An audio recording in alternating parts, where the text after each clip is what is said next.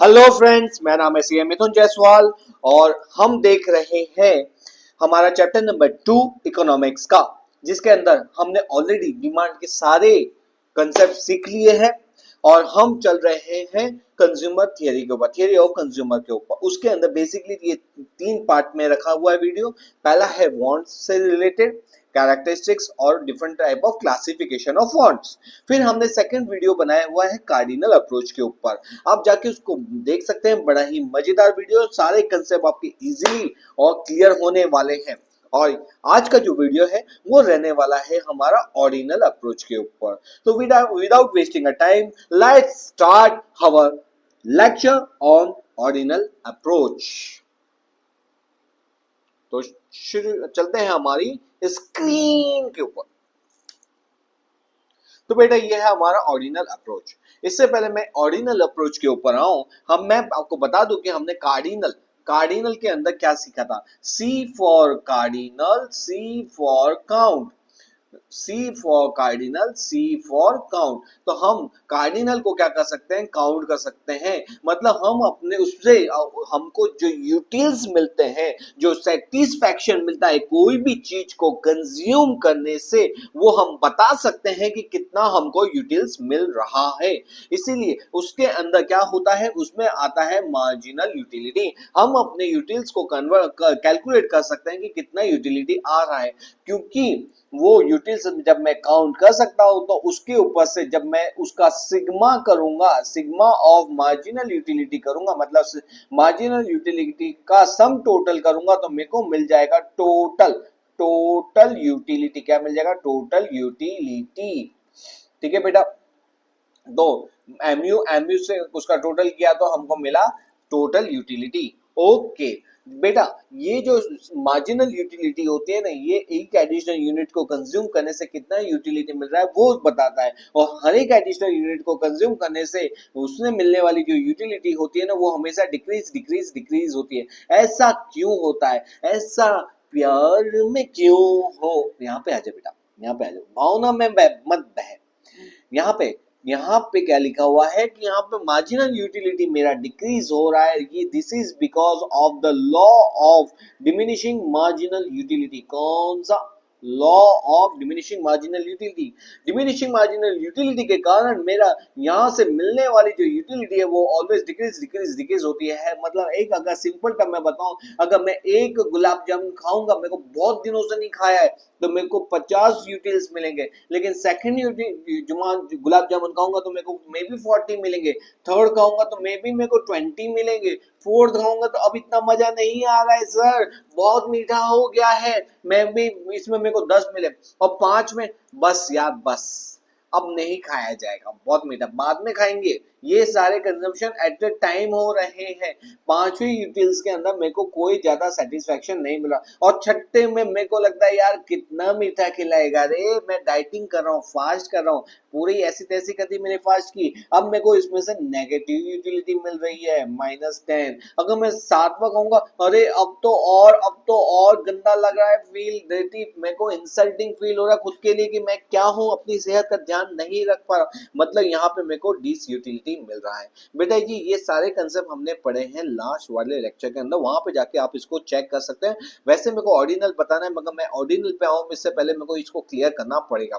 तो यहाँ पे हमने क्या सीखा था? मार्जिनल यूटिलिटी, फिर हमने देखा था टोटल यूटिलिटी, और इनके बेस पे हमने बना सीखा था कंज्यूमर सरप्लस। क्या देखा था? Consumer surplus. तो बेटा ये कंसेप्ट था कार्डिनल। लेकिन ऑर्डिनल क्योंकि अब मैं अपने आता हूं पॉइंट के ऊपर। ऑर्डिनल बोल रहा है कि बेटा जो ये तूने काउंट किया ना, तू काउंट नहीं कर सकता, तू काउंट नहीं कर सकता कि तेरे को कितना सेटिस्फेक्शन मिल रहा है। जब तू काउंट ही नहीं कर पाएगा तो तू मार्जिनल कैसे निकालेगा? जब तू मार्जिनल ही नहीं निकालेगा तो उसका सम टोटल कैसे करेगा? और तू उसका सम टोटल नहीं करेगा तो तेरे को कैसे मालूम पड़ेगा कि इसकी टोटल यूटिलिटी क्या है? और अगर तू टोटल नहीं मालूम पड़ेगा तो सब कंज्यूमर सरप्लस भी नहीं आ सकता। तो मतलब ये पूरा का पूरा कंसेप्ट आपका इररिलेवेंट है, इससे ये कोई मतलब नहीं रख सकता जब तक अगर आप अपनी यूटिलिटी को काउंट नहीं कर सकते हो। और यही ऑर्डिनल अप्रोच वाला बोल रहा है कि आप कैसे बोल सकते हो कि एक गुलाब जामुन में से कितना यूटिल्स मिलेगा, एक पानी के ग्लास में से मेरे को कितना यूटिल्स मिलेगा,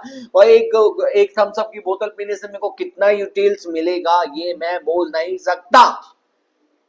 तो इसीलिए उस बेस के कंसेप्ट पे ये वाला ऑर्डिनल अप्रोच लेके आया है। ये बोलता है कि मैं दो गुड्स को बता सकता हूँ कि दो गुड्स में से मैं ऑर्डर दे सकता हूँ, उनका क्या दे सकता हूँ, ऑर्डर। मतलब यहाँ पे ऑर्डिनल अप्रोच से बना O for ordinal, O for order, O for ordinal, O for order. मतलब मैं अपने ऑर्डर दे सकता हूँ कि ये गुड्स मेरे को कितना पसंद है और ये मेरे को कितना पसंद है। ठीक है, तो यहाँ पे क्या होता है, यहाँ पे कंज्यूमर बिहेवियर क्या होता है, अपना प्रेफरेंस देता है, अपनी चाहत बताता है कि कौन सा गुड्स मेरे को पसंद ज्यादा है और कौन सा गुड्स मेरे को पसंद कम है। यहाँ पे यहाँ पे क्या होता है, द कंज्यूमर नहीं पता, वो कार्डिनल के अंदर जो मेंटालिटी प्रोसेस है कि हर एक चीज को यूटिल्स बताना है, यहाँ पे ऐसा कुछ आता नहीं है। This approach is based on the belief that the human satisfaction being psychological, ये साइको हमारा जो सेटिस्फैक्शन है, जो कंजम्पशन करने पे जो बेनिफिट मिलने वाला जो सेटिस्फैक्शन है वो क्या है, वो साइकोलॉजिकल है। That can not be measure quantitatively, आप उसको यूटिल्स में नहीं माप सकते, यही तो बोल रहा है ऑर्डिनल। वो पहले बुराई ठोके जा रहा है कार्डिनल की, उसके बाद अपना कंसेप्ट लाएगा। ओके, यहाँ पे हमने क्या बात की, यहाँ पे हमने बोला कि भाई ये हम फिजिकल कंसेप्ट है, इसको नहीं माप सकते, तो फिर यहाँ पे क्या हो सकता है, बोले हम कोई भी चीज को ऑर्डर दे सकते हैं। ऑर्डर मतलब हम अपने प्रेफरेंस को ऑर्डर दे सकते हैं कि मेरे को क्या ज्यादा पसंद है और मेरे को क्या कम पसंद है। तो साइंटिफिकली मोर साउंड लगता है कि मैं किसको ऑर्डर दे सकता हूँ then the measure the terms in terms of money. समझे, तो मैं उसके अंदर क्या करूंगा, मैं यहाँ पे ऑर्डर दूंगा instead of giving the quantitative measure, monetary utils वगैरह नहीं, मैं ऑर्डर दे सकता हूँ।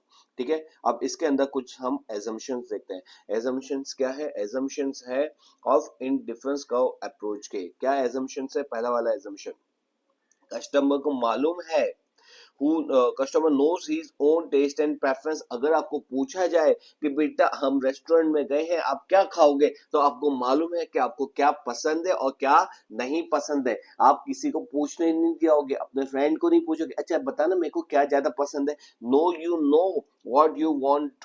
यहाँ पे यू पोजेस फुल इंफॉर्मेशन, आपको पूरी इंफॉर्मेशन है about the all relevant aspect, क्या महंगा है, क्या सस्ता है, क्या क्वालिटेटिव है, कौन सा प्रोडक्ट अच्छा है, कौन सी क्वांटिटी अच्छी है, और कौन से रेस्टोरेंट में जाना चाहिए, क्या खाना चाहिए, ये सब इंफॉर्मेशन आपको मालूम होती है। ठीक है, जो कंज्यूमर होता है ना, कंज्यूमर वो क्या होता है, रैशनल होता है। रैशनल मतलब वो सोच समझ के डिसीजन लेता है, ऐसा नहीं कुछ भी डिसीजन ले ले।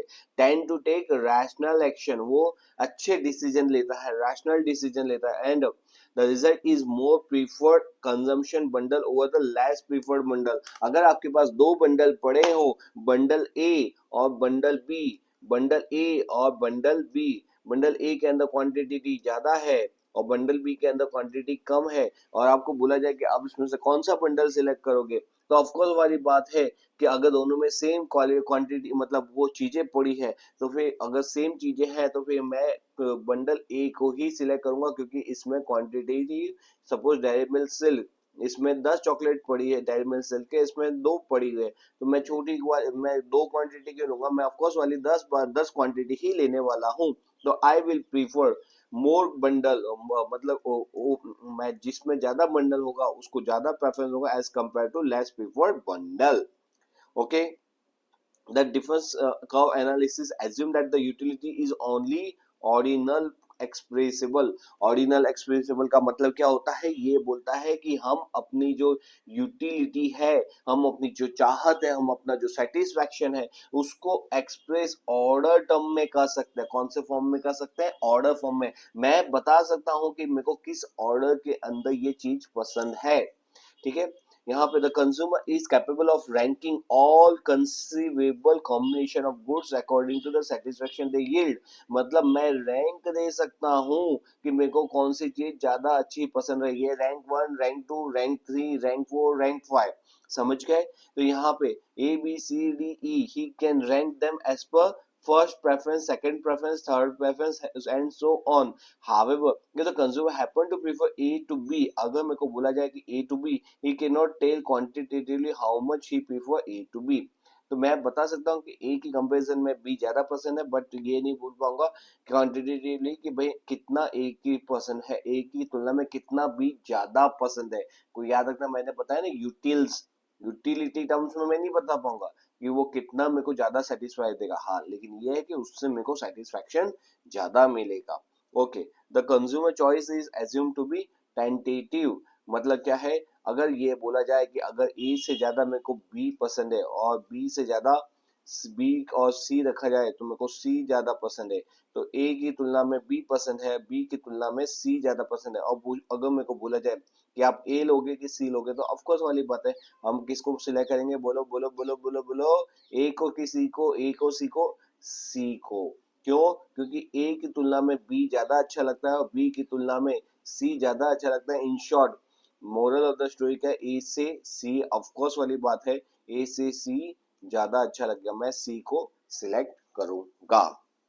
ठीक है, तो यहाँ पे क्या है, यहाँ पे in other words he has a consistent consumption pattern, उसकी जो कंजम्पशन पैटर्न होगी वो कंसिस्टेंट होगी। If a consumption A is more commodity than the combination A B, then A must be prefer to B, ये मैंने already बता दिया है। यहाँ पे क्या होता है, जब एक बॉक्स है, बड़ा वाला बॉक्स जिसमें ए है, या जिसका बॉक्स का नाम एक ए है और दूसरे बॉक्स का नाम बी है, इसमें क्वांटिटी ज्यादा है और इसके अंदर क्वांटिटी कम है, तो अगर मेरे को पूछा जाए कि आप किसको सिलेक्ट करोगे, ऑफकोर्स वाली द बिगर, जो ज्यादा साइज का है उसको ज्यादा प्रेफरेंस दिया जाएगा। मोर इज बेटर, ये कौन से कंसेप्ट पे आता है, ये आता है हमारे मोनोटोनिक प्रेफरेंस के ऊपर। कौन से कंजम्पशन पे आता है, मोनोटोनिक प्रेफरेंस के ऊपर। यहाँ पे और क्या बोल सकते हैं, the assumption of non satiation, the assumption of non satiation. Okay बेटा, तो ये क्या थे, ये हमने पढ़े एजम्पशंस कि हम ये जब कंजम्पशन, ये हम जब इनडिफरेंस कर्व एनालिसिस सीखते हैं, इनडिफरेंस कर्व एनालिसिस सीखते हैं, तो उसमें हमको कुछ एजम्पशन लेके चलना पड़ता है। ये एजम्पशंस हमारे हैं, और हमारे जो कंज्यूमर है, हमको मालूम है कि इनको क्या पसंद है, बेबी को बेस पसंद है, उसी तरह यहाँ पे कंज्यूमर को भी मालूम होता है कि उनको क्या पसंद है, वो रैशनल होता है, सोच समझ के, बुड़बक की तरह डिसीजन नहीं लेता है, समझे। वहां पे क्या होता है, वो बोल पाता है कि भाई मैं अपनी चीजों को रैंकिंग दे सकता हूँ, ऑर्डर दे सकता हूँ, लेकिन सेटिस्फेक्शन को यूटिल्स रम में नहीं बता पाऊंगा।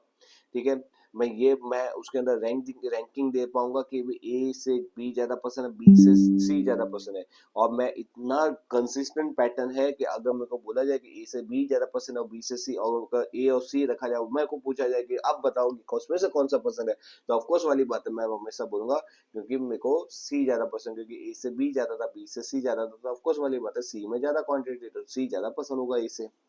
और यहाँ पे अगर कॉम्बिनेशन एक बड़ा पैकेट एक छोटा पैकेट, बड़ा पैकेट छोटा पैकेट, बड़ा धमाका, ऐसा नहीं होता, जिसके अंदर क्वांटिटी दोनों में सेम है, तो फिर ऑफकोर्स वाली बात है हम किसको सिलेक्ट करेंगे, जिसके अंदर ज्यादा वो हो गई क्वांटिटी। अब यहाँ पे एज्यूम कर लो कि दोनों दोनों एक ही आइसक्रीम है, यहाँ पे आइसक्रीम के 3 क्यूब है, यहाँ पे 3 नहीं, बेसिकली यहाँ पे आइसक्रीम के 4 क्यूब है, यहाँ पे आइसक्रीम के 2 क्यूब है, और मेरे को पूछा जाए कि आप कौन सी आइसक्रीम लोगे, तो ऑफकोर्स वाली बात है, अगर दोनों के रेट सेम आ रहे हैं तो फिर मैं ये 4 वाली क्वांटिटी को ज्यादा प्रेफरेंस दूंगा। ओके, ये जो मैंने आइसक्रीम का जो एग्जांपल दिया, उसी को बोलते हैं मोनोटोनिक प्रेफरेंस। क्या बोलते हैं, मोनोटोनिक प्रेफरेंस। सर ये मोनोटोनिक प्रेफरेंस क्या होता है, मोनोटोनिक प्रेफरेंस का मतलब होता है, अगर मेरे पास 2 बंडल पड़े हैं और वो 2 बंडल के अंदर, बेटा ये शुरू में शायद में भी अगर ये चैप्टर ऐसा लगेगा कि कैसा ऐसा चैप्टर है, लेकिन मैं आपको बता दूं कि ये चैप्टर बहुत ही इजी है। मतलब ये जो कंसेप्ट है इंडिफरेंस का, थोड़ा सा हम बस 10-15 मिनट के बाद जब ये कंसेप्ट के जो फ्लो डायग्राम बनेंगे तब ये एकदम इजी लगने लगेगा। बस ये कंसेप्ट को भी थोड़ा सा सीखते जाओ, आगे ये इतना कुछ डिफिकल्ट नहीं है। While studying the indifference curve, it is also assumed that the consumer preference are monotonic. Monotonic का मतलब क्या होता है कि the consumer's preference are monotonic if and only if between the two bundle the consumer prefer the bundle which has more of at least one. मतलब अगर क्या होगा, अगर दो बंडल दिया जाए तो उसमें से हम उस बंडल को ज्यादा सिलेक्ट करेंगे जिसमें एटलीस्ट वन, जितना दूसरा तो है ही है, और no less than other goods as compare to the other bundle. Sir इसका मतलब क्या हुआ, मतलब यहाँ पे जैसे यहाँ पे एक रसगुल्ला है, यहाँ पे एक रसगुल्ला है दूसरे बंडल के अंदर, ये बंडल ए है हमारा, ये बंडल बी है।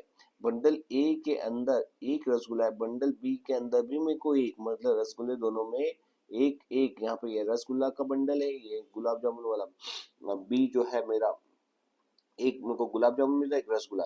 तो रसगुल्ले वाला का दोनों बंडल में एक एक रसगुल्ला है। लेकिन बेटा देखो, जो दूसरा बंडल है, जो दूसरा है ना, मतलब ऑप्शन ए, उसमें 4 गुलाब जामुन है, यहाँ पे 5 गुलाब जामुन है। ओ हो, समझ गया मैं। यहाँ पे ए बकेट है, यहाँ पे बी बकेट है। दोनों बकेट के अंदर रसगुल्ले की बात की जाए तो ये दोनों में एक एक है। लेकिन अगर यहाँ पे गुलाब जामुन की बात की जाए तो यहाँ पे 4 गुलाब जामुन है, यहाँ पे 5 गुलाब जामुन है। अब आपको बोला जाए कि बता बेटा, तो बंडल ए सिलेक्ट करेगा कि बंडल बी सिलेक्ट करेगा। अब आप क्या बोलोगे, ऑफकोर्स वाली बात है, हम बंडल बी ही सिलेक्ट करेंगे, क्योंकि दोनों में एक एक तो मेरे को रसगुल्ला मिल ही रहा है। लेकिन अगर गुलाब जामुन की बात की तो gulab jamun as compare to a bundle से ज्यादा मेरे को बी बंडल में ज्यादा मिल रहे हैं। और जब मेरे को यहाँ पे ज्यादा मिल रहे हैं तो फिर मैं छोटा बंडल क्यों सिलेक्ट करूँ, मैं बड़ा बंडल ही सिलेक्ट करूंगा। तो यहाँ पे क्या आएगा, यहाँ पे बंडल बी को सिलेक्ट किया जाएगा। इसी को बोलते हैं मोनोटोनिक प्रेफरेंस। सर क्या बात कर रहे हो, हाँ जी, इसी को बोलते हैं मोनोटोनिक प्रेफरेंस। मतलब एक दोनों बंडल में से मिनिमम जो क्वांटिटी मिलनी चाहिए, एक तो आपको मिलेगी ही मिलेगी, मगर दूसरे बंडल के अंदर उससे ज्यादा मिले तो अब वो, अगर सपोज दोनों बंडल में एक चार होता तो हम कोई भी बंडल उठा लेते, उसमें कोई प्रॉब्लम नहीं थी। लेकिन अगर कोई बंडल के अंदर एक से ज्यादा कमोडिटी मिल रही है और दूसरी कमोडिटी उतनी तो मिल ही रही है, तो फिर हम उसमें जो हायर होगा, जो एक एज अ रैशनल कंज्यूमर हम क्या करेंगे, जिसके अंदर ज्यादा कमोडिटी होगी, हायर लेवल ऑफ सेटिस्फेक्शन वो हमको देने वाला है। ओके, इतना मालूम पड़ा, हाँ जी। अब है ना, अब हम आते हैं नेक्स्ट कंसेप्ट के ऊपर, हमारा indifference curve also known as iso utility curve. इसको और क्या बोलते हैं, आइसो यूटिलिटी कर्व या तो इक्वल यूटिलिटी कर्व। अब सर ये क्या होता है, आइसो यूटिलिटी कर्व का मतलब होता है कि यहाँ पे देख बेटा, इसको मैं पहले थियोरेटिकल समझाऊं, मैं यहाँ पे प्रैक्टिकल समझाता हूँ। यहाँ पे क्या होता है, मैं को पूछा जाए कि भाई अगर आप यहाँ पे, आप है ना, आपके पास एक बंडल है ए। अब ध्यान से सुनना, अब ये बंडल है ए जिसके अंदर एक फूड भी है और क्लोथिंग है। क्या है, फूड है और क्लोथिंग है। मगर फूड की सिर्फ एक ही क्वांटिटी है और क्लोथिंग की 12 क्वांटिटी है। मेरे को बोला जाए कि भाई अगर आपको अगर एक एडिशनल फूड और चाहिए हो तो आपको क्या करना पड़ेगा, आपको कुर्बानी देनी पड़ेगी क्लोथिंग की। तो आप कितने क्लोथिंग की कुर्बानी देना चाहोगे, तो मैं ये सोचूंगा यार मेरे पास फूड तो एक ही है, लेकिन जो क्लोथिंग है वो तो बहुत ज्यादा है। तो एक काम करते हैं, हम ज्यादा सेक्रीफाइस करते हैं एक एडिशनल यूनिट के लिए। मतलब जो चीज हमारे पास नहीं होती ना उसकी वैल्यू ज्यादा होती है, और जो चीज बहुत ज्यादा होती है उसकी वैल्यू कम होती है। आपकी लाइफ में भी ऐसा देखा होगा कि जो चीज आपको आपके पास है आप उसकी कदर कम करते हो, लेकिन जो चीज नहीं है, जो फ्रेंड के पास है, उसकी वैल्यू आप ज्यादा करते हो। यहाँ पे भी वही है, यहाँ पे क्योंकि मेरे पास फूड की सिर्फ एक ही क्वांटिटी है, तो मैं फूड की एक्स्ट्रा क्वांटिटी के लिए बोलता हूँ कि मैं यहाँ पे कितने का सेक्रीफाइस करूंगा, 6। मतलब अगर मेरे को दूसरा बंडल दिया जाए जिसके अंदर अगर एक की जगह 2 फूड हो, तो मेरे को ये 12 की जगह 6 भी क्वांटिटी भी चलेगा। मतलब ये जो कॉम्बिनेशन है ये मेरे को उतना ही सेटिस्फेक्शन देगा, ये मेरे को उतना ही सेटिस्फेक्शन देगा बंडल जितना मेरे को ये बी दे रहा है। क्यों, क्योंकि बी के अंदर मेरे को फूड की एक एक्स्ट्रा क्वांटिटी मिल रही है, और मेरे को एक्स्ट्रा क्वांटिटी मिल रही है, तो मेरे को क्लोथिंग की अगर 6 क्वांटिटी मिलेगा तो भी चलेगा। फिर तीसरा बंडल एक और मेरे सामने रख दिया, वो सी नाम का बंडल था, जिसके अंदर बोला कि एक काम करते हैं, आपको 2 फूड की जगह अब हम कितने फूड देने वाले हैं, 3 फूड देने वाले हैं। लेकिन हम बोलेंगे कि क्योंकि हम आपको एक एडिशनल फूड दे रहे हैं यहाँ पे एज कम्पेयर टू बी, तो यहाँ पे ये जो क्वांटिटी है वो हम क्या कर देंगे, आपको कम कर देंगे, 6 की जगह 4 कर देंगे। अब देखो, अब कोई भी बंडल, यहाँ पे कोई भी बंडल ऐसा बंडल नहीं है जिसके अंदर मेरे को इक्वल उतना की उतनी क्वांटिटी मिल रही है। मतलब अगर मेरे को एडिशनल फूड मिल रहा है तो यहाँ पे मैं सेक्रीफाइस लेवल अपना करते जा रहा हूँ कि क्लोथिंग मेरे कम कम होते जा रहा है। जैसे लास्ट वाले बंडल के अंदर क्लोथिंग मेरा और एक बढ़ गया तो यहाँ पे मेरा सेक्रीफाइस लेवल और एक कम हो गया, तो यहाँ पे कितना हो गया, 3 हो गया। इन शॉर्ट कहने की बात यह है कि इस बंडल के अंदर मोनोटोनिक प्रेफरेंस का कंसेप्ट आ ही नहीं सकता। क्यों नहीं आ सकता? क्योंकि मोनोटोनिक प्रेफरेंस बोलता है हायर द बेटर, मतलब जिसके अंदर ज्यादा क्वांटिटी होती है उसको हम सिलेक्ट करते हैं। यहाँ पे तो किसी में ज्यादा तो है ही नहीं, ठीक है, यहाँ पे ज्यादा नहीं है। यहाँ पे सभी के अंदर क्या है, एक एडिशनल फूड के लिए मेरे को क्लोथिंग की कम क्वांटिटी कम कम देनी पड़ रही है। तो इन शॉर्ट इसका मतलब क्या हुआ कि इसके अंदर क्या मोनोटोनिक प्रेफरेंस लग सकता है? नहीं लग सकता। अच्छा बेटा, अगर देखो इसमें क्या होगा, इसमें मैं बोलूंगा कि अरे यार मेरे को फूड से ज्यादा, मैं फूड लवर हूँ तो मैं कौन सा सिलेक्ट करूंगा, ये वाला। अब मैं अगर क्लोथिंग लवर हूँ तो मैं कौन सा करूंगा, और या तो अगर मेरे को दोनों अच्छे लगते हैं तो आइदर मैं ये सिलेक्ट करूंगा और या तो ये सिलेक्ट करूंगा। इन शॉर्ट इसमें क्या हो रहा है, इसके अंदर क्या होगा कि कोई भी सिचुएशन के अंदर मेरे को मिलने वाला जो सेटिस्फेक्शन लेवल है वो क्या रहने वाला है, सेम रहने वाला है। क्योंकि यहाँ पे जब एडिशनल एक बढ़ता है, एक बढ़ता है, एक बढ़ता है, तो यहाँ पे पहले शुरू में मैं 6 की कुर्बानी देता हूँ तो मैं 6 क्वांटिटी मिलती है। फिर इसके बाद 2 की कुर्बानी देता हूँ तो मैं यहाँ ये बंडल में मेरे को 4 क्वांटिटी मिल रही है। और फिर 1 की कुर्बानी दे रहा हूँ तो यहाँ पे कितने क्वांटिटी मिल रही है, 3 क्वांटिटी मिल रही है। मतलब क्या होगा कि यहाँ पे जब एक पॉजिटिव होता है, यहाँ पे एक पॉजिटिव होता है तो यहाँ पे ये नेगेटिव होता है, 6 नेगेटिव होता है। यहाँ पे एक और एडिशनल मिलने के लिए मैं यहाँ पे 2 नेगेटिव, यहाँ पे और एक एडिशनल मिलने के लिए यहाँ पे एक नेगेटिव है। मतलब क्या हुआ बेटा, यहाँ मतलब ये हुआ इसमें कि आपको एक एडिशनल मिलने के लिए आपको कुछ ना कुछ सेक्रीफाइस करना पड़ेगा, फर्स्ट थिंग। सेकंड थिंग, यहाँ पे क्या होता है कि यहाँ पे जब आपके पास कोई चीज ज्यादा होती है तो उसमें सेक्रीफाइस लेवल ज्यादा होता है, लेकिन जैसे जैसे वो चीज कम होती जाती है आपका सेक्रीफाइस लेवल भी क्या होता है, कम होते जाता है। एक और चीज आपको ध्यान रखती है कि जब हम इंडिफरेंस कर्व की बात करते हैं तो यहाँ पे हमको क्या ध्यान रखना है, इंडिफरेंस कर्व के अंदर आपको मिनिमम 2 क्वांटिटी जो होनी चाहिए, 2 क्वांटिटी होनी चाहिए। इसका मतलब क्या होता है कि ये कभी ऐसा नहीं हो सकता कि यहाँ पे 5 हो और यहाँ पे सपोज 0 हो, ठीक है, या तो यहाँ पे 0 हो और यहाँ पे सपोज 14 हो। ओके, तो ये कभी भी ये 0 नहीं हो सकता और कभी भी ये 0 नहीं हो सकता। तो मिनिमम दोनों में एक ही क्वांटिटी तो रहने वाली है। ओके बेटा, और इसी को बोलते हैं हमारा इंडिफरेंस कर्व। इंडिफरेंस कर्व का मतलब क्या हुआ, कॉम्बिनेशन, ऐसे कॉम्बिनेशन जिसके अंदर मिनिमम 2 प्रोडक्ट होंगे और उसके अंदर अलग अलग कॉम्बिनेशन के अंदर मेरा जो सेटिस्फेक्शन लेवल है वो क्या रहने वाला है, सेम। कि आप मेरे को कोई भी बंडल उठा के दे दो मेरे को सेम सेटिस्फेक्शन मिलेगा। यहाँ पे कोई मोनोटोनिक प्रेफरेंस नहीं आने वाला, क्योंकि यहाँ पे क्या होता है, कोई भी बंडल ऐसा नहीं है जिसके अंदर ज्यादा क्वांटिटी मिल रही है, मतलब ये भी ज्यादा हो और ये भी ज्यादा हो। या अगर सपोज कि मेरे को अगर ये यहाँ पे सपोज कि ये वाला बंडल दिया जाता ई बंडल दिया जाता है, यहाँ पे ये इसको 5 रखा जाता, मतलब ये 4 की जगह 5 हो गया, और ये क्वांटिटी 3 रखी जाती तो मैं ये सब छोड़ छाड़ के ये वाला सिलेक्ट करता। क्यों? क्योंकि यहाँ पे 4 की जगह 5 मिल रहा है, मतलब एक एडिशनल तो मिल ही रहा है, और ऑफकोर्स वाली बात है ये 3 की जगह यहाँ पे 3 सेम रह रहा है। ठीक है, तो फिर मैं ऊपर वाले क्यों सिलेक्ट करता, फिर मैं डायरेक्टली लास्ट वाला ही सिलेक्ट करता, क्योंकि उसके अंदर क्वांटिटी भी बढ़ रही है और दो क्लोथिंग की क्वांटिटी सेम भी रह रही है। समझ गए? तो इन शॉर्ट क्या हुआ, इन शॉर्ट यहाँ पे हम क्या करते हैं, हम दो मिनिमम 2 कॉम्बिनेशन ऑफ गुड्स लेते हैं, 2 कॉम्बिनेशन ऑफ गुड्स लेंगे और उसके अंदर क्या होगा, food A food B. Initially क्या होगा, एक फूड कम होगा दूसरा फूड ज्यादा होगा, एक एडिशनल पाने के लिए इसका सेक्रीफाइस लेवल इसमें ज्यादा होगा, और फिर उसके जैसे जैसे फूड का सेक्रीफाइस, ये फूड का हमारे पास क्वांटिटी कम होती जाएगी, हम अपना सेक्रीफाइस लेवल धीमे धीमे कम कर देंगे।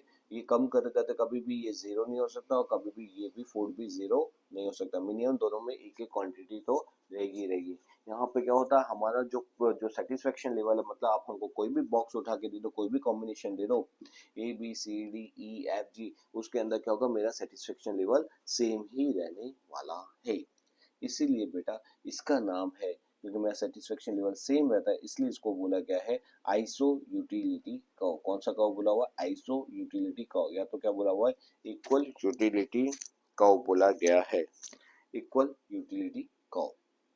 ठीक है, अब ये जो मैंने आपको जितना भी कंसेप्ट सिखा सब ये थियरी में लिखा हुआ है, कोई भी मैंने आपको पॉइंट छोटा नहीं है जो आपको एग्जाम के पॉइंट से तकलीफ दे। ये जो कंसेप्ट है ये किसने दिया था, ये दिया था हिग्स एंड एलन ने दिया था। किसने दिया था, हिग्स एंड एलन ने। All those combination of two goods which give the same satisfaction to the consumer, उसी को बोलते हैं हम इंडिफरेंस कर्व।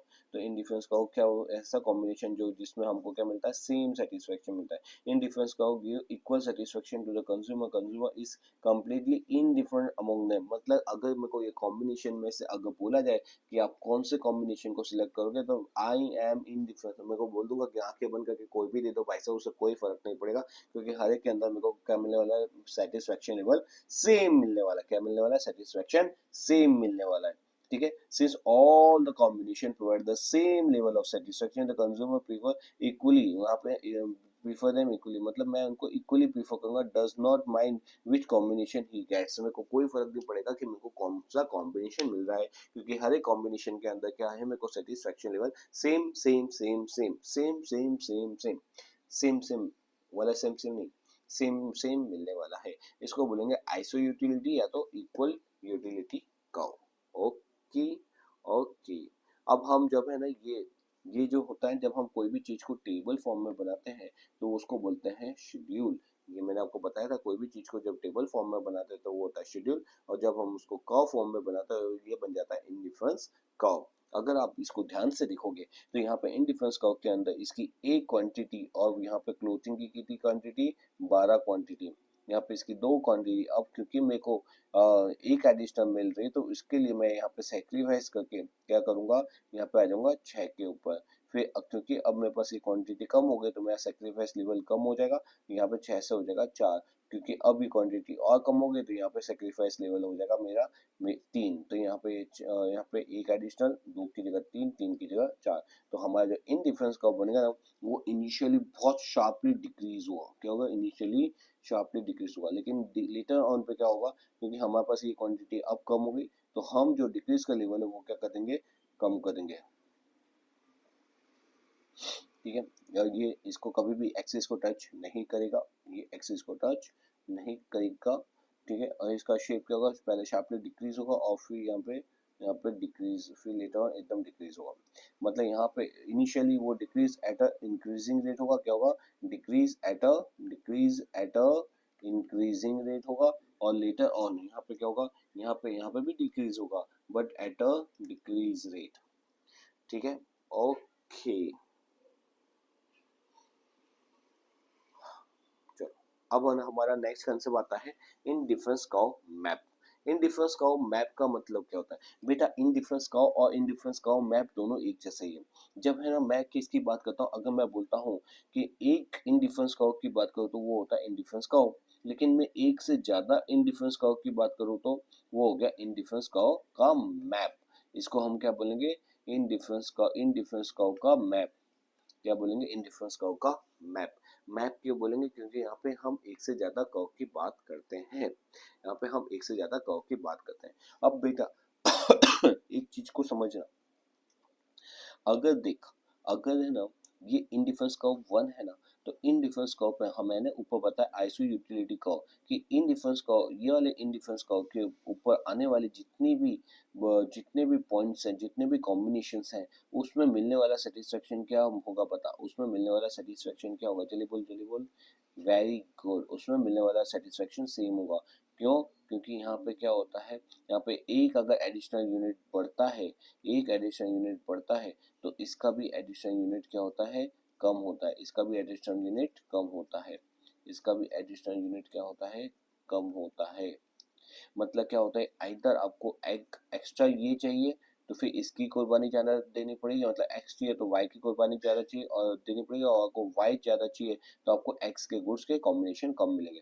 लेकिन फिर क्या होता है कि इसमें क्या होता है कि मैं बोलूँगा नहीं नहीं, मेरे को तो ये इतने गुड्स से काम नहीं चलेगा, मेरे को तो क्या चाहिए, मेरे को इसके यहाँ पे जैसे इसका एक गुड्स और इसके 12 गुड्स, और इसका एक गुड्स नहीं, मेरे को तो मिनिमम इसके 12 चाहिए और इसके मिनिमम 2 चाहिए। तो यहाँ पे क्या होगा, आपका बनेगा दूसरा कॉम्बिनेशन। कि यहाँ पे दूसरा कॉम्बिनेशन के अंदर क्या हुआ, दूसरे कॉम्बिनेशन के अंदर इसका 12 क्वांटिटी, इसके 12 क्वांटिटी हुए, और यहाँ पे जो हमारा गुड्स एक्स है उसके 2 क्वांटिटी हुए। अब क्या होगा, इसके लिए अलग हम मैप बनाएंगे, तो ये दूसरा प्रकार का दूसरा मैप बनेगा जिसके अंदर ये मेरा दूसरा सेटिस्फेक्शन लेवल होगा। फिर अगर मेरे को पूछा जाए कि अगर आपको और ज़्यादा हायर सेटिस्फेक्शन चाहिए, तो मैं बोलूँगा तो फिर मेरे को इसके 12 क्वांटिटी और इसके 3 क्वांटिटी दे दो। मतलब क्या हुआ, इसके लिए तीसरा इनडिफरेंस कर्व बनेगा। अब अगर मैं इसको ध्यान से बताऊँ आपको, तो यहाँ पे क्या होता है, यहाँ पे आपका ये जो इनडिफरेंस कर्व होगा इसमें मिलने वाले कॉम्बिनेशन के ऊपर सेटिस्फेक्शन क्या होता है, सेम होता है। लेकिन ये क्या होगा, ये आपको हायर सेटिस्फेक्शन देगा, लेकिन इस फिर इन इसका जो इनडिफरेंस कर्व का मैप होगा इसमें मिलने वाला हर एक कॉम्बिनेशन पे मिलने वाला जो सेटिस्फेक्शन है वो सेम होगा। फिर इसके ऊपर ये मेरे को और हायर सेटिस्फेक्शन देगा, लेकिन इसमें फिर जो भी कॉम्बिनेशन आएंगे वो मेरे को और ज्यादा सेटिस्फाई देंगे। तो बेटा इसका मतलब ये होता है कि अगर मेरे को कोई पूछा जाए कि यहाँ पे अगर ये वाला पॉइंट है ए और ये वाला पॉइंट है बी, ठीक है, देखो कौन सा बंडल ज्यादा पसंद है, ए की बी, तो ऑफ कोर्स वाली बात है मैं किसको बोलूंगा, बोलो बोलो, सोचो सोचो, किसको बोलूंगा, मैं सुबह बोलूंगा कि मेरे को बी पसंद है। बी क्यों पसंद है, क्योंकि बी के अंदर ये जो इनडिफरेंस कर्व है वो ज्यादा है। यहाँ पे क्या होता है, देखो बी के अंदर अगर मैं सिंपल बात करूँ तो जैसे ये क्वांटिटी है मैंने निकाली है, इसकी 12 और इसकी 1 वैज्यूम करो, और यहाँ पे वहीं पे इसकी क्या हो रहा है, इसकी 12 और इसकी 3, क्या हो रहा है, इसके 12 और इसका 3, मतलब ये जो कॉम्बिनेशन है इसमें क्वांटिटी ज्यादा है। तो सर फिर इंडिफरेंस कर्व मैप बनाने का मतलब ही क्या हुआ, फिर तो हम ज्यादा वाले मैप क्यों नहीं बनाते। तो बेटा इसका आंसर भी मैं तो अभी आने वाले पॉइंट पे देने वाला हूँ। तो इन शॉर्ट क्या हुआ, यहाँ पे इंडिफरेंस कर्व 1, इंडिफरेंस कर्व 2 और इंडिफरेंस कर्व 3 हो गया। हाँ जी, जो इंडिफरेंस कर्व होता है उसका जो हमेशा, और ये क्या होता है, origin to axis convex convex shape का बनेगा, मतलब हमेशा इसका शेप इस तरह का बनेगा। इनिशियली क्या होगा, डिक्रीज होगा एट अ इंक्रीजिंग रेट से होगा, और लेटर ऑन डिक्रीज होगा एट अ डिक्रीजिंग रेट से होगा, इसलिए हमेशा इसका जो शेप बनेगा वो क्या होगा, convex to the origin, convex to the origin, convex to the origin.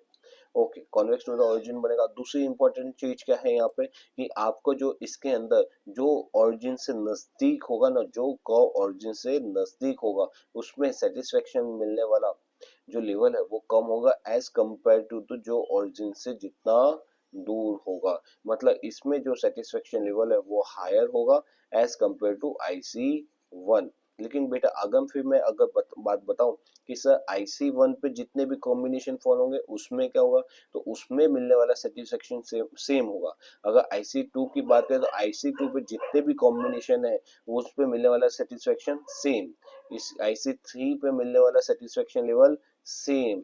तो एक ये चीज को आप समझ रहे हो कि अगर IC1 मैं सिलेक्ट कर रहा हूँ तो IC1 में मेरा सेटिंग, इसमें फिर कितने भी आप कॉम्बिनेशन रख दो सब में सेम सेटिस्फेक्शन, IC2 में सेम सेटिस्फेक्शन, IC3 में सेम सेटिस्फेक्शन। लेकिन अगर मेरे को पूछा जाए कि इसमें हायर सेटिस्फेक्शन कौन सी है, तो हायर सेटिस्फेक्शन मिलता है IC3 में। लेकिन IC3 में फिर आप कोई भी कॉम्बिनेशन दो, कोई भी कॉम्बिनेशन पे मेरा satisfaction level same same same होने वाला है। ओके बेटा, तो ये आपको चीज को ध्यान रखना है कि इनडिफरेंस कर्व के अंदर इनडिफरेंस कर्व कैसा बनता है, कॉन्वेक्स टू द ऑरिजिन बनता है। दूसरा, इनडिफरेंस कर्व के अंदर जितना ये जब एक से ज्यादा कॉम्बिनेशन होते हैं तो उसको हम इनडिफरेंस कर्व मैप बोलते हैं। अगर जो मैप जो अगर कॉन्वेक्स टू द ऑरिजिन होता है, जितना कॉन्वेक्स टू द ऑरिजिन के नजदीक होगा वहां पे सेटिस्फेक्शन लेवल कम होगा, वहां पे आपको उतना मजा नहीं आएगा क्योंकि वहां पे क्वांटिटी आपको कम मिलेगी। जबकि आपको जितना इनडिफरेंस कर्व ऊपर की तरफ होगा उसमें क्वांटिटी आपको ज्यादा मिलेगी, वहां पे आपको ज्यादा सेटिस्फेक्शन मिलेगा। तो अगर आपको सिलेक्शन का चांस दिया तो मोनोटोनिक प्रेफरेंस के हिसाब से मैं उस बंडल को, जो उस इंडिफरेंस को मैप को सिलेक्ट करूंगा जो क्या होगा, जो ऊपर की तरफ होगा। समझे? ओके बेटा, इतना डिटेल में और इतना अच्छे से आपको कोई नहीं बता पाएगा। आप कोई भी वीडियो उठा के देखो, और ये जो नोट्स है मेरी वो काफी कलरफुल है, उसको मैंने हाईलाइट किया हुआ, ऐसी नोट्स भी आपको नहीं देखने को मिलेगी। The combination of goods lying on in reference को which are father farther from the origin, जितना वो ओरिजिन से जितना दूर होता है उतना ही क्या होता है उसके अंदर क्वांटिटी ज्यादा होती है। Are prefer to those of indifference का which are closer to the origin, वही मैंने बताया था, जो क्लोजर टू द ओरिजिन है उसकी कंपैरिजन में जो फादर है उसको हम प्रीफर, इसको हम प्रीफर करेंगे अब एज कंपेयर टू दिस, क्योंकि ये ओरिजिन से ज़्यादा नज़दीक है। जो ओरिजिन से ज़्यादा दूर होंगे तो वो दिल के करीब होंगे। ओके, तो ये भी मैंने आपको लाइन बता दी कि अगर मैं सपोज मैं बोलता हूँ नहीं नहीं हम तो IC2 पे जाएंगे, तो IC2 पे मिलने वाला सेटिस्फेक्शन लेवल सेम सेम, कोई भी कॉम्बिनेशन उठा लो सेम। IC3 के मैं ऊपर मैं बोलता हूँ ये कॉम्बिनेशन चाहिए, अगर मेरे को ये कॉम्बिनेशन की जगह ये कॉम्बिनेशन मिलेगा तो भी सेटिस्फेक्शन लेवल सेम, ये मिलेगा तो भी सेटिस्फेक्शन लेवल सेम, ये मिलेगा तो भी सेटिस्फेक्शन लेवल सेम, ये मिलेगा तो भी सेटिस्फेक्शन लेवल सेम। मतलब ऐसे एक बार जब कर्व डिसाइड हो जाता है उसके अंदर फिर कोई भी कॉम्बिनेशन है तो हर एक पे मेरे को satisfaction level same same same होता है। ओके, अब हमारा एक और कंसेप्ट आता है बेटा, अभी थोड़े बहुत कंसेप्ट ये चलेंगे हमारे, लेकिन बाद में आएगा मजा। तो एक है हमारा मार्जिनल रेट ऑफ सब्स्टिट्यूशन। बेटा जैसे हमने मार्जिनल यूटिलिटी पढ़ा था ना पिछले यूनिट के अंदर, मार्जिनल यूटिलिटी क्या था, वो हमारा था एमयू। मार्जिनल यूटिलिटी का क्या होता है एक बार मैं आपको वापस से बता देता हूँ।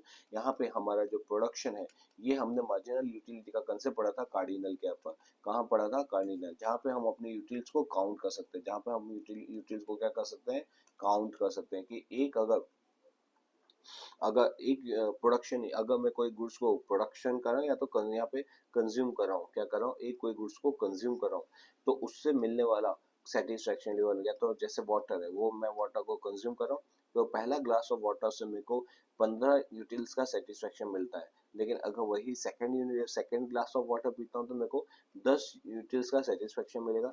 थर्ड पे मेरे को 5 यूटिल्स का मिलेगा, फोर्थ में मेरे को 0 मिलेगा, फिफ्थ में मेरे को -5 का मिलेगा। मतलब MU कैन बी पॉजिटिव भी हो सकता है और कैन बी 0 हो सकता है और कैन बी नेगेटिव, और इसके ऊपर से बनता है हमारा TU। और TU कैसे बनाते हैं, ये बनाते हैं सिग्मा MU। हम जब MU का टोटल करते हैं तो वो बनता है TU। मतलब ये 15, ये होगा 25, 25 में 5 जोड़ोगे तो 30, 30 में 0 जोड़ोगे 30, और ये इसमें -5 करोगे तो 25। ठीक है, अगर मैं पूछूंगा इसका मैक्स कहाँ है, तो इसका मैक्स जब वो क्या होता है, जिस पॉइंट से वो गिरना चालू होता है वो उसका मैक्स पॉइंट होता है। तो यहाँ पे मैक्स पॉइंट क्या आएगा, 30। ठीक है, यहाँ पे अगर मैं पूछूंगा कि MU increasing at a decreasing rate पे कब बढ़ता रहेगा, तो जब तक एमयू पॉजिटिव होता है तब तक क्या होता है, ये इंक्रीज होता है, ये क्या होता है, इंक्रीज होता है। But at a decreasing rate, क्या होगा, एट अ डिक्रीजिंग रेट। ठीक है, यहाँ पे मैक्स इसलिए होता है क्योंकि यहाँ पे अब गिरता नहीं है, यहाँ पे वो मैक्स पॉइंट पे पहुंच जाए, और उसके बाद ये वाला जो पॉइंट होता है ये वाला, यहाँ पे ये डिक्लाइन होता है, क्या होगा, डिक्लाइन होगा। ओके बेटा, ये मेरा कार्डिनल का अप्रोच था जो मैंने आपको क्विक रिवीजन करके बताया। तो कार्डिनल के अंदर जो मेन जो मेरे को आपको बताना था कि ये जो टोटल यूटिलिटी है इसका जो स्लोप होता है, इसका स्लोप कैसा होगा, तो इसका स्लोप डिपेंड करता है, क्योंकि स्लोप का फॉर्मूला क्या होता है, उसका फॉर्मूला होता है change in Y upon change in X. अगर आप वो करोगे change in Y upon change in X, तो यहाँ पे देखो 15 और ये 25 दोनों का डिफरेंस करोगे तो क्या आएगा, 10। और चेंज इन एक्स क्या है, ये मेरा टोटल यूटिल्स मेरे वाई में आते हैं और ये कंज्यूमर मेरा एक्स में आता है। तो यहाँ पे 2 माइनस 1 करोगे तो 1, एंड 25 माइनस 15 करोगे तो 10। तो यहाँ पे क्या करें, 25 माइनस 15 10, और 2 minus 1 equal to 1 equal to 10। अगर आप ध्यान से देखोगे तो वो क्या है, MU है। तो जो हमारा स्लोप ऑफ TU होता है वो क्या होता है, वो MU के बराबर ही होता है। तो TU बोल दो या तो स्लोप ऑफ का बोल दो, वो MU ही आने वाला। तो MU को आप और क्या बोल सकते हो, आपका स्लोप ऑफ TU बताता है।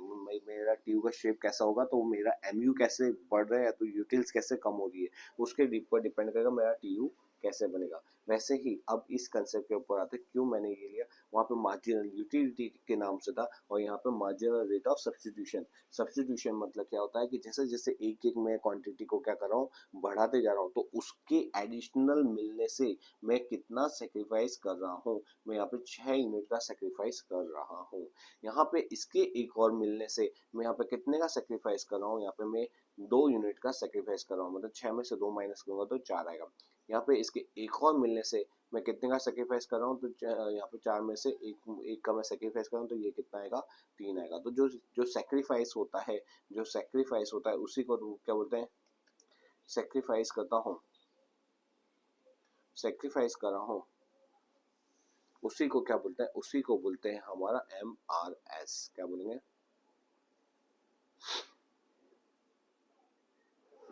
MRS। ओके, तो देख बेटा, अब यहाँ पे जो है ये हमारा MRS है वो क्या होगा, 6, 2, 1। ओके, अब है ना इसमें एक और चीज बता देता हूँ, यहाँ पे ये क्या लिखा हुआ, ये इंपॉर्टेंट लाइन है, MRS is equal to absolute value of the slope of curve. मतलब क्या होता है कि अगर मैं ये जो इंडिफरेंस कर्व जो मैप होता है ना, इंडिफरेंस कर्व का मैप, ये इसका अगर स्लोप ऑफ कर्व निकालो तो इसका स्लोप ऑफ कर्व, जैसे मैं ऊपर वाले टेबल में निकालता हूँ, यहाँ पे देखो, यहाँ पे मैंने टेबल के अंदर इसका स्लोप ऑफ कर्व निकालूंगा। पहले इसको हटा देते हैं हम 2 मिनट के लिए, यहाँ पे हटा दिया हमने। अब देखो स्लोप ऑफ कर्व का फॉर्मूला क्या होता है, change in Y upon change in X. यहाँ पे जो हमारा एक्स है, जो वाई है वो 12 और यहाँ पे 6, चेंज इन वाई वो कितना आएगा, तो यहाँ पे आएगा न्यू माइनस ओल्ड 6 - 12, ठीक है, अपॉन चेंज इन एक्स वो क्या आएगा, यहाँ पे न्यू माइनस ओल्ड 2 - 1, तो 2 - 1, तो यहाँ पे कितना आएगा, यहाँ पे आएगा -6 और यहाँ पे आएगा 1, इसको डिवाइड करोगे तो क्या आएगा -6। ठीक है, ये कौन से बताए हमने, ये पॉइंट और ये पॉइंट का बताया। अच्छा सर एक और बताओ ना, तो देखो यहाँ पे देखो, यहाँ पे हम लेते हैं इन दोनों के बीच का स्लोप ऑफ कर्व, तो यहाँ पे इन दोनों का स्लोप ऑफ कर्व लेते हैं, तो यहाँ पे क्या बनेगा, 6 और 4 दोनों का स्लोप ऑफ कर्व, तो चेंज इन वाई क्या हुआ, तो न्यू माइनस ओल्ड 4 - 6 और 4 - 6, उसके सामने क्या है, उसके सामने है 2 से बढ़ के 3 हो गया, तो न्यू माइनस ओल्ड है 3 - 2, यहाँ पे अगर आप निकालोगे तो ये होगा -2 और ये आएगा 1, आंसर क्या आएगा -2। तो ये जो आंसर है ना -6 -2, अगर आप ध्यान से देखोगे तो जो स्लोप है वो माइनस में है, वो जो MRS है वही का वही है, बस इसमें से माइनस का निशान हटा दिया। तो ये जो हमारा स्लोप ऑफ कर्व होता है, मतलब ये जो MRS होता है ये स्लोप ऑफ कर्व ही है, बस इसमें माइनस का निशान नहीं आता। वही तो चीज बेटा यहाँ पे लिखा हुआ है, MRS है मार्जिनल रेट ऑफ सब्स्टिट्यूशन, वो बताता है स्लोप ऑफ कर्व को, लेकिन एब्सोल्यूट वैल्यू टर्म्स में। कौन से वैल्यू टर्म्स में, एब्सोल्यूट वैल्यू टर्म्स के अंदर बताएगा, बस ये एकदम ही सिंपल है। अरे बेटा, तो बिना मतलब खिचड़ी पकाई जाता है, ये इकोनॉमिक्स भी है ना, मतलब कि कई चीज को तो ऐसे रब्बा की तरह खींचता पूछो मत। अरे आपने है ना यही इसी के ऊपर से तो ये लिखा था 12 और 6, मतलब ये हुआ 6, यहाँ पे एक एक ही एडिशनल क्वांटिटी हो रही है, इसलिए अब जब डिवाइड करूंगा तो उससे कोई फर्क पड़ने वाला नहीं है, मतलब मेरा MRS और मेरा स्लोप दोनों क्या होने वाला है, सेम ही होने वाला है, बस ये नेगेटिव में रहता है और ये MRS पॉजिटिव में आता है। ओके बेटा, बस ये ध्यान रखना है। हम्म, ठीक है, अब ये कहानी लिखी है, इस कहानी को हम ज़्यादा नहीं पढ़ते, बस वो जो मैंने आपको कंसेप्ट सिखाया वही कंसेप्ट पे ये थियरी बेस है। ओके, आगे सब इसकी वही वही लिखा हुआ था। इसमें formula to calculate the MRS, MRS का फॉर्मूला क्या होता है, तो ये इसका फॉर्मूला होता है, ये आपको सीधा एक लाइन याद रखें, इसके ज़्यादा डीप में नहीं जाना है। मार्जिनल यूटिलिटी ऑफ एक्स, मेरे को कितनी, तो उसकी यूटिलिटी ऑफ MU x और divide by MU y, marginal utility of x upon marginal utility of y, आपको ध्यान रखना है इसका फॉर्मूला। अब ये है ना, वाई MRS फॉलिंग, अरे MRS फॉलिंग क्यों हो रहा है, अरे MRS फॉलिंग इसीलिए तो हो रहा है क्योंकि जब मेरे को एक एडिशनल यूनिट चाहिए होता है तो उसके लिए मैं शुरू में क्या करता हूँ, शुरू में मेरा सेक्रीफाइस लेवल ज्यादा होता है। अरे ऊपर वही तो पढ़ लिया, उसी को वापस से ये दोहराए जा रहे हैं कि जब क्या होता है, शुरू में क्या होता है, शुरू में सेक्रीफाइस लेवल ज्यादा होता है, लेकिन जब क्वांटिटी ये कम हो जाती है तब मेरा सेक्रीफाइस लेवल कम कम कम कम होते जाता है। वही लिखा हुआ है, the want of a particular goods is settable, के भाई जो कोई भी प्रकार की जो वांट्स होती है वो सेटेबल नेचर की होती है, इसलिए जब इसकी एक क्वांटिटी होती है, इसकी एक एडिशनल पाने के लिए मैं क्या करता हूँ, ज्यादा की करूँ, यहाँ पे एक और दो, यहाँ पे एक और दो, यहाँ पे दो, जब यहाँ पे एक एडिशन पाना हो तो मैं इसमें ज्यादा कुर्बानी, ज्यादा सेक्रीफाइस लेवल देता हूँ। लेकिन क्या होता है, जब मेरे पास ये 2 क्वांटिटी हो गई या तो 3 क्वांटिटी, अब मैं उतना सेक्रीफाइस नहीं करूंगा जितना पहले कर रहा था। ठीक है। तो वन हमारे सेटेबल नेचर की होती है and the most of the goods are imperfect substitutes of to one another होता है। मतलब क्या होता है, वो एक दूसरे का सब्स्टिट्यूट्स नहीं होते थे। MRS remain constant if they are, ये क्या होता है परफेक्ट सब्स्टिट्यूट, अभी हम नेक्स्ट वाले लेक्चर में देखेंगे। तो ये जो गुड्स है वो इम्परफेक्ट नेचर के होते हैं, इसलिए हम इसके एडिशनल गुड्स को पाने के लिए यहाँ पे इसका सेक्रीफाइस ज़्यादा करते हैं। जब हमारे पास ज़्यादा गुड्स आने लगते हैं तब उसका सेक्रीफाइस लेवल हम कम कर देते हैं, इसलिए हमारा एमआरएस क्या होता है, फॉलिंग होता है। ओके ओके, प्रॉपर्टीज, अब इसकी प्रॉपर्टीज देखते हैं। प्रॉपर्टीज क्या है बेटा, जितना ये चैप्टर तुमको लगता है ना कि बहुत टिपिकल है या तो थियोरेटिकल है, बिल्कुल नहीं है। ये वीडियो को आप 2 बार सुनो और फिर कोई भी प्रैक्टिकल उठा लो, मैं आपको गारंटी देता हूँ, गारंटी, कि आपको ये चैप्टर एकदम ईजी लगेगा। इनडिफरेंस कर्व, इनडिफरेंस कर्व क्या होता है, properties of the indifference curve. तो इनडिफरेंस कर्व जो होता है slope down to the right होता है, ये इसका जो कर्व होगा हमेशा क्या होगा, कॉन्वेक्स टू द ओरिजिन होगा। और दूसरा क्या होगा, ये हमेशा इसका शेप लेफ्ट टू राइट, क्या होगा, left to right, left to right, left to right बनता जाएगा। ठीक है। When the amount of one good is increase, the amount of other goods reduce, of course वाली बात है। यहाँ पे अगर एक गुड्स होगा तो इसके यहाँ पे इसके कम गुड्स होंगे तो इसके ज्यादा गुड्स होंगे, और इस पॉइंट पे जब इसके 5 गुड्स होंगे तो इसके में भी 1 गुड्स होगा। तो जब एक कॉम्बिनेशन कर लेते हो तो उसमें ज्यादा, एक के ज्यादा गुड्स मिलेंगे तो दूसरे के कम मिलेंगे, जब आप दूसरे के ज्यादा लेने जाओगे तो एक के कम गुड्स हो जाएंगे। ठीक है। लेकिन ये इन डिफरेंस कर्व पे मिलने वाला सेटिस्फेक्शन क्या होगा, सेम ही होगा। मगर सर क्या ये जो कर्व है, ये कर्व क्या हर एक सिचुएशन में वही कर्व ही बनेगा, ना बेटा ना। ये नॉर्मल गुड्स के अंदर, मतलब अगर इम्परफेक्ट गुड्स होते हैं तो उस सिचुएशन में इस प्रकार का गुड्स बनता है। लेकिन अगर गुड्स क्या होंगे, परफेक्ट सब्स्टिट्यूट्स या तो परफेक्ट कॉम्प्लीमेंट्री होंगे तो फिर क्या होगा, अगर गुड सब्स्टिट्यूट या तो कॉम्प्लीमेंट्री गुड्स होते हैं तो उस सिचुएशन में हमारा ग्राफ कैसे बनता है। तो सबसे पहले हम देखते हैं परफेक्ट सब्स्टिट्यूट्स। क्या देखेंगे, परफेक्ट सब्स्टिट्यूट्स। परफेक्ट सब्स्टिट्यूट्स क्या होता है, परफेक्ट सब्स्टिट्यूट्स का मतलब होता है एकदम सिमिलर। अगर यहाँ पे ए और बी प्रोडक्ट रखा जाए और दोनों एक दूसरे के क्या है, परफेक्ट, क्या है, परफेक्ट सब्स्टिट्यूट्स है। ठीक है, सब्स्टिट्यूट्स हैं। अगर वो दोनों एक दूसरे के परफेक्ट सब्स्टिट्यूट्स है, उस सिचुएशन में क्या होगा, सपोज कि ये पेप्सी कोला है, मेरा पेप्सी कोला 2, और ये मेरा कोका कोला, ये मेरा क्या है, कोका कोला। अब सपोज कि अगर मैं पूछूं आपको कि आपको पेप्सी ज्यादा पसंद है कि कोका कोला, आप बोलोगे सर मेरे को तो दोनों ही पसंद है। मैं बोलूंगा ज्यादा कौन सा पसंद है, आप बोलते हो कि सपोज सर मेरे को तो दोनों ही अच्छे लगते हैं, कि अगर आप मेरे को पेप्सी दो तो भी चलता है और कोका कोला दो तो भी चलता है। इस सिचुएशन के अंदर क्योंकि एक दूसरे के परफेक्ट सब्स्टिट्यूट्स हैं, अगर सपोज आपके पास पेप्सी की एक बोतल है, कितनी बोतल है, एक बोतल, और कोका कोला की 12 बोतल है, और मैं बोलता हूँ कि भाई बेटा अगर आपको एक एडिशनल पेप्सी चाहिए होगी तो कितने कोका कोला का सेक्रीफाइस करोगे। आप क्या बोलोगे, सर आप मेरे को है ना पेप्सी पिलाओ कि कोका कोला पिलाओ, दोनों से कोई फर्क नहीं पड़ता। तो इस सिचुएशन के अंदर अगर आप मेरे को एक एडिशनल पेप्सी की बोतल देना चाहते हो, क्योंकि मेरा सेटिस्फेक्शन लेवल दोनों में एक जैसा ही है, तो मैं यहाँ पे ज्यादा क्यों सेक्रीफाइस करूँ जब मेरे को सेटिस्फेक्शन सेम मिल रहा है। तो एक हाथ दे, एक हाथ ले, एक हाथ दे, एक हाथ ले। इसका मतलब क्या होगा, यहाँ पे एक एडिशनल यूनिट पाने के लिए आप कितना सेक्रीफाइस करोगे, सिर्फ एक का ही सेक्रीफाइस करोगे। आप बोलते हैं कि सर एक और बोतल चाहिए, तो फिर आप बोले कि मैं बोलूंगा लाओ 4-5 बोतल, बोले नहीं मैं अपनी सिर्फ एक ही, क्योंकि आप मेरे को एक दे रहे हो तो मैं भी आपको इसमें से एक ही कम करूंगा। तो इन शॉर्ट क्या होगा, यहाँ पे पेप्सी, यहाँ पे जब परफेक्ट सब्स्टिट्यूट होता है उसमें एक एडिशनल यूनिट पाने के लिए हम एक ही का सेक्रीफाइस करते हैं, एक यूनिट का ही सेक्रीफाइस करते हैं। तो जब इस सिचुएशन में जो हमारा एमआरएस आता है वो क्या आता है, 1 1 1, जो हमारा स्लोप ऑफ कर्व होगा -1 -1 आएगा।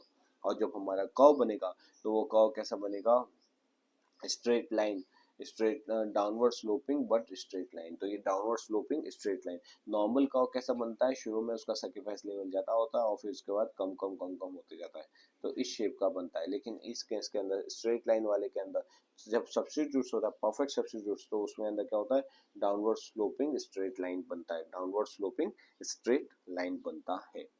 ओके, नेक्स्ट वाला आते हैं हम, ये हमने क्या देखा, ये हमने परफेक्ट सब्स्टिट्यूट्स देखा।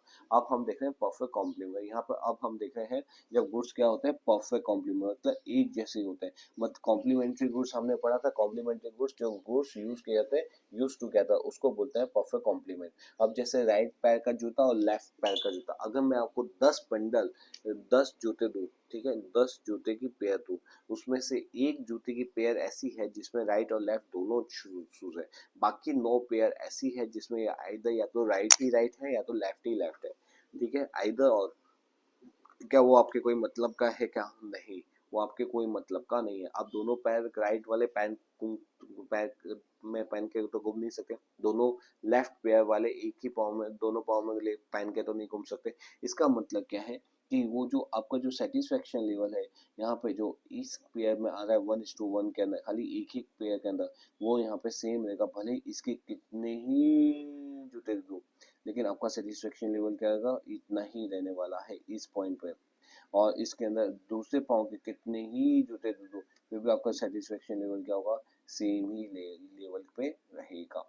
मतलब इसका जो शेप बनेगा वो एल शेप का बनेगा। कौन से केस के अंदर? जब परफेक्ट कॉम्प्लीमेंट्री होगा। जब परफेक्ट कॉम्प्लीमेंट्री होगा तो उसका शेप कैसा शेप, उसका शेप आएगा एल शेप का। उसको हम क्या बोलते हैं, right line, straight line, right angle band. तो ये राइट में क्या बनेगा, राइट एंगल बैंड बनाएगा, राइट में एक बैंड क्रिएट करेगा, तो उसको हम क्या बोलते हैं, परफेक्ट कॉम्प्लीमेंट। परफेक्ट कॉम्प्लीमेंट के अंदर एल शेप, जिसको हम बोलते हैं राइट लाइन, और या तो राइट एंगल बैंड बोलते हैं, right sorry straight line with right angle band. तो बेटा नॉर्मल केस के अंदर, नॉर्मल हमारा इंडिफरेंस कर्व कैसा बनता है, वो बनता है convex to the origin, convex to the origin और convex to the origin, yes. और वो क्या बनेगा, initially decrease at a decrease increasing rate और later on decrease at a decreasing rate बनेगा। लेकिन अगर गुड्स, अगर दो कॉम्बिनेशन वाले गुड्स है, उसमें दोनों क्या है, एक दूसरे के परफेक्ट परफेक्ट सब्स्टिट्यूट्स है। अगर परफेक्ट सब्स्टिट्यूट्स है, परफेक्ट सब्स्टिट्यूट्स है, तो फिर वो शेप कैसा बनेगा, straight line, downward sloping straight line बनेगा। लेकिन अगर परफेक्ट सब्स्टिट्यूट्स नहीं है, परफेक्ट कॉम्प्लीमेंट है, दे आर यूज्ड टुगेदर, तो फिर वो हमारा एल शेप का बनेगा। तो ठीक है, यहाँ पे वापस से मैं बता दूं, नॉर्मल गुड्स का शेप कैसा बनेगा, कॉन्वेक्स टू द ऑरिजिन, यहाँ पे इस शेप का बनेगा। लेकिन अगर परफेक्ट परफेक्ट सब्स्टिट्यूट्स है, तो परफेक्ट सब्स्टिट्यूट्स के अंदर straight line, downward straight line बनेगा, डाउनवर्ड। ये हुआ इंडिफरेंस कर्व का मैप। ये indifference curve 1, indifference curve 2, indifference curve 3, IC 1, indifference curve 2, indifference curve 3। ये भी हमारा IC indifference curve 1, indifference curve 2, ऐसे। और जबकि परफेक्ट, ये कौन सा था, परफेक्ट सब्स्टिट्यूट, और ये परफेक्ट कॉम्प्लीमेंट्री। परफेक्ट कॉम्प्लीमेंट्री के अंदर क्या बनेगा, एल शेप का बनेगा। किस शेप का बनता है, एल शेप का बनता है। ठीक है बेटा, तो ये हमारा क्या हुआ, ये हमारे इंडिफरेंस कर्व के अंदर हमने इस चीज को देखा। ये मैंने ऑलरेडी आपको बता दिया, इंडिफरेंस कर्व क्या होता है, always convex to the origin. मतलब ये कॉन्वेक्स टू द ओरिजिन मतलब ये हमेशा कॉन्वेक्स टू द ओरिजिन, इस शेप का ही यूं बनेगा। ये कभी भी इस शेप ऐसे नहीं बनेगा, ये हमेशा यूं बनेगा। ठीक है, कॉन्वेक्स टू द ओरिजिन।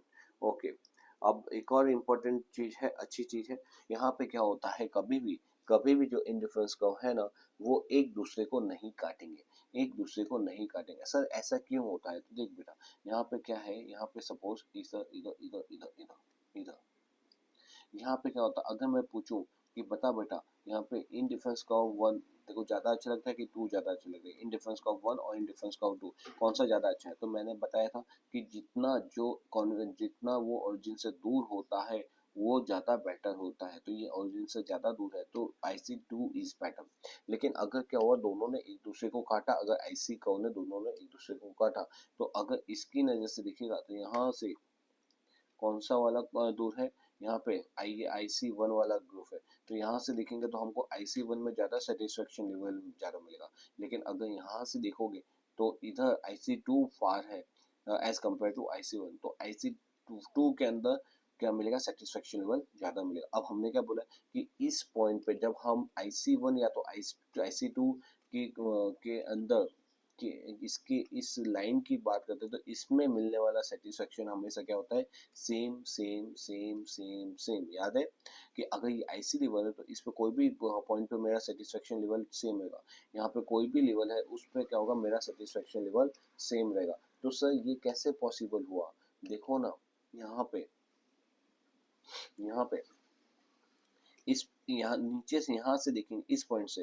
तो IC2 के अंदर सेटिस्फेक्शन लेवल ज़्यादा है, ऊपर के पॉइंट से देखोगे तो IC1 के अंदर सेटिस्फेक्शन लेवल ज़्यादा है। यहाँ पे तो इंडिफरेंस कर्व के जो एजम्पशन थे वो फुलफिल नहीं हो पा रहे, इसीलिए क्या बोल रहे हैं, इसलिए बोलता है कि यहाँ पे जब भी IC कर्व बनते हैं वो एक दूसरे को इंटरसेक्ट नहीं करेंगे, नहीं करेंगे एक दूसरे को इंटरसेक्ट।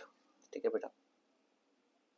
नेक्स्ट यहाँ पे क्या होता है, सर यहाँ पे एक दूसरे को कभी इंटरसेक्ट नहीं करते, लेकिन IC कर्व के अंदर जो डिफरेंस है वो क्या हो सकता है, वो सपोज कि कम ज्यादा हो सकता है कि इन्हीं देखो यहाँ पे एकदम कम है और यहाँ पे डिफरेंस एकदम ज्यादा है।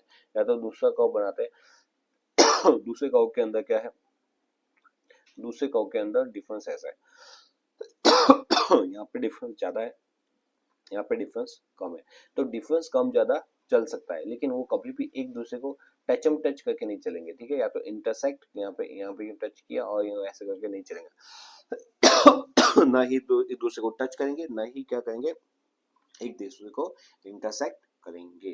तो ये never can never intersect each other but may और may not be parallel to each other, मतलब वो पैरेलल हो भी सकते हैं और नहीं भी हो सकते। यहाँ पे डिफरेंस कम है, यहाँ पे डिफरेंस ज्यादा है, चलेगा। इन डिफरेंस का उस चीज सिचुएशन को एक्सेप्ट करता है, बट दोनों को इंटरसेक्ट करना बोले ना, वो नहीं चलेगा। हायर, ये मैं ऑलरेडी बता चुका हूँ आपको, जितना वो कॉन्वेक्स से ज्यादा दूरी पे होता है उतना उसके अंदर क्या होता है, सेटिस्फेक्शन लेवल ज्यादा होता है। तो इस केस के अंदर IC2 के अंदर सेटिस्फेक्शन लेवल क्या होगा, सेटिस्फेक्शन यहाँ पे ज्यादा होगा, हायर होगा, क्या होगा, हायर होगा एज कंपेयर टू IC1।